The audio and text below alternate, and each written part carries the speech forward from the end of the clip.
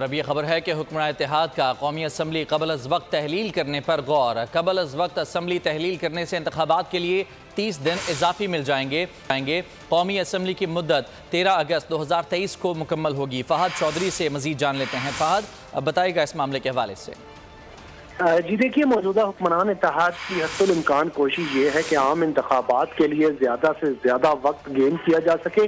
तो अब ये गौर किया जा रहा है, हुकूमत इस बात पर गौर कर रही है कि कौमी असम्बली को कबल अज़ वक्त यानी 13 अगस्त 2023 से तकरीबन 2 या 3 रोज़ कबल तहलील कर दिया जाए। इससे होगा ये आइन के तहत इन्हें 30 दिन इजाफी मिल जाएंगे पॉलिटिकल कैंपेन के लिए, इंतखाबी कैंपेन मुहिम के लिए। और 7 रोज़ तेज हवाएं, समुद्री तूफान के खतरात, लेकिन इन सभी मुश्किलात से निपटते बोल निभा रहा है अपने सहाफती फराइज।